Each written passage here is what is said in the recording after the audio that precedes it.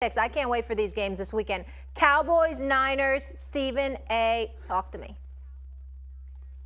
You know, we've had to listen to the Cowboys all week long. We saw them go up against an old Tom Brady, a decrepit roster, questionable coaching, which now has been modified to some degree because Byron Leftwich has been fired as the offensive coordinator. I'm not happy about that. I don't like seeing black coaches getting fired with all of these opportunities out here. But he was fired by black coach and Todd Bowles unless somebody else made that decision. At the end of the day, the Tampa Bay Buccaneers, for all my bloviating and everything else, was not a better team than the Cowboys. They didn't show it during the regular season, and they damn sure didn't show it Monday night. So I've been listening to a lot of people chirping, and I get you. And as I was signing those books, Molly, those books that will be on the bestseller next week, by the way, Straight Shooter, what I looked up and said to folks, Molly, was this. Tell me. You got 4 days. Then I said you got 3 days. And now here I am today. You got 2 days. Enjoy it while you can, because Dak Prescott and the crew are rolling into Northern California. Brock Purdy has Debo Could you go faster? and Christian we got McCaffrey games to get to. and Ayuk. The San Francisco 49ers are taking the Dallas Cowboys out. Trayvon Diggs. Oh, my God. I'll be looking for you on my video this coming Monday. Look for it. All right, I'm taking the Cowboys. Yeah, I'll create some balance. Who are you taking? 49ers. Okay. All right. Bengals, Bills. Bart, can you please go first so I don't have like a 10-hour answer? The Bengal Bills, listen, I think there's two of the best quarterbacks in the game, but I just think at the end of the day, Joe Burrow, it's his time. He says his whole career is his window. Now, that's going to be tested. But at the end of the day, I think Joe Burrow and those receiving corps is too much for that defense in Buffalo to handle. I think slight nod to the Cincinnati Bengals. Stephen A.?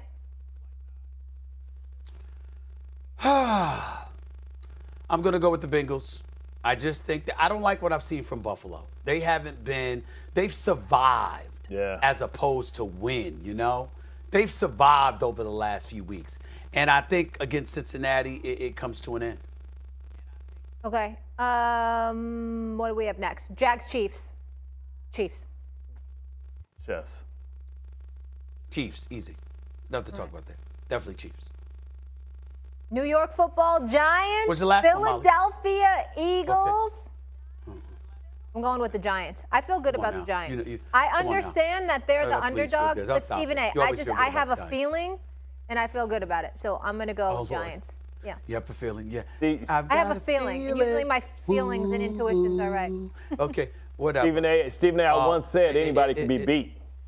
Bart's speaking. Could you let Bart speak? I once said anybody can be beat, and that's the truth. I don't know. I don't believe Jalen Hurts is healthy. Okay. I think third time's the charm. Right. My man Wink Martindale has brought that Baltimore swag to New York. I think they light him up, get some turnovers.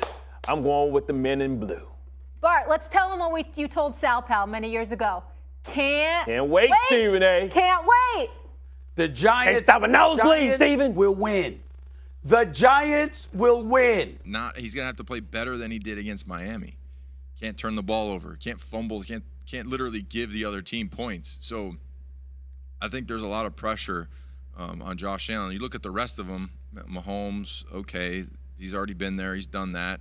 Joe Burrow got to a Super Bowl last year. I mean, when's this? You said Cincinnati Bengals in the Super Bowl. People would have been like, what? 3-5 years ago? No way. But Nick, even for those guys, like the reason even for Mahomes, if Mahomes beats Trevor Lawrence, and he's supposed to, but like if he doesn't, that's not good. But if he does, 5 years as a starter, 5 championship game appearances.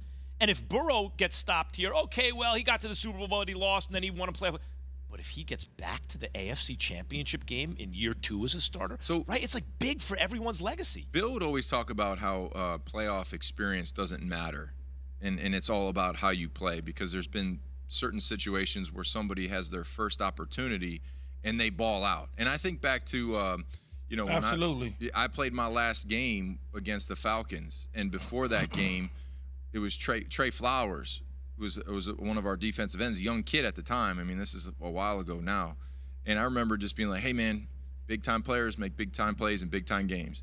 And he went out and had 2 sacks. Like, had a great game. And that's literally, like, it doesn't matter your experience. What Daboll said the other day. He's like, I think playoff experience is overrated compared to preparation and execution. And you can go out there and if you don't let the moment get to you, because I mean, I think I played in like 17 playoff games. And jeez, yeah.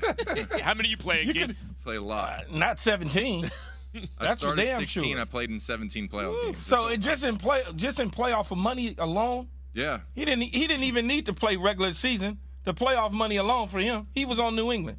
Those dudes got rich just in the playoffs. That's why he only gets to work half a week now. All those playoff games. Well, but he's right, though. You got to think about it. With my first playoff game I ever played in, divisional round against Jacksonville. I mean, we had it. He is here with Keyshawn J. Willimax on ESPN Radio. He is an ESPN NFL analyst and a 2-time Super Bowl champion, because no one who played for the Patriots has a decency just to have 1 Super Bowl ring. Everyone's got to have at least 2. What are your expectations for Cowboys and Niners? This could be a good game. It's going to be one of them hard-fought games. And I like defensive battles, because you think about the 49ers, we know about their defense, but, you know, the Dallas Cowboys, because towards the middle parts of the season, they started slipping up. In the beginning of the season, that's all we were talking about. It was the Cowboys' defense. Oh, look at this defense. They're fast. They're getting after quarterbacks.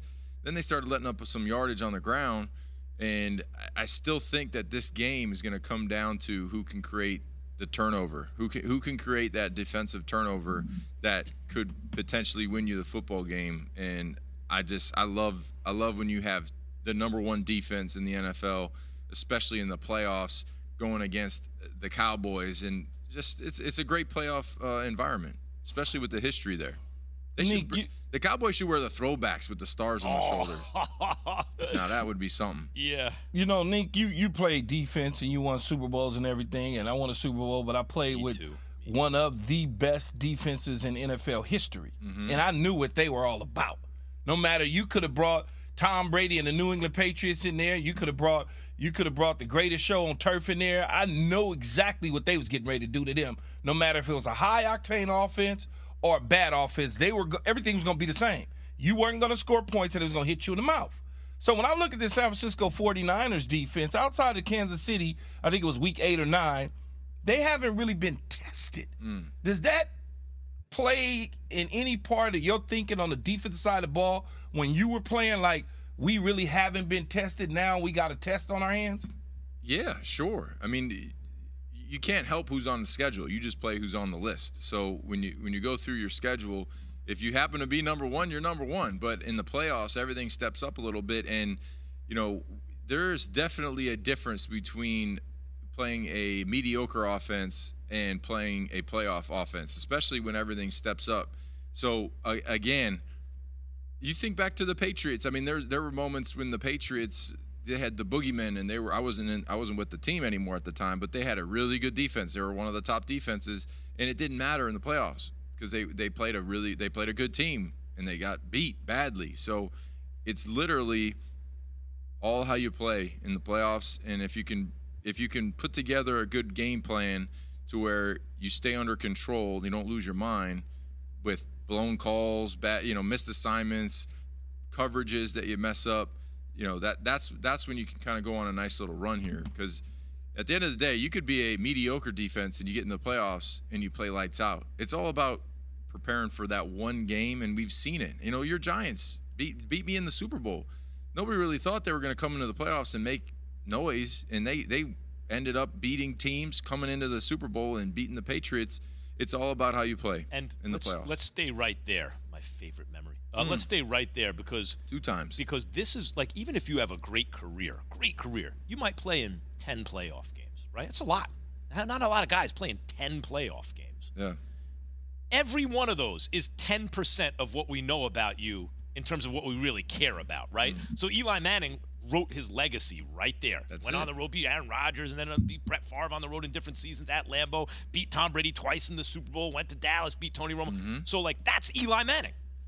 These guys are writing their scripts right now. We're in Act 1 of a lot of these guys' careers. Yep. How significant is this for Dak, for Josh Allen, for Joe Burrow? Patrick Mahomes already got it, but those, there are quarterbacks who we think of a certain way. Joe Burrow's so clutch, but if he has a really bad game, that's a pretty big percentage of what we know about him in the playoffs. Josh Allen, he's on his way.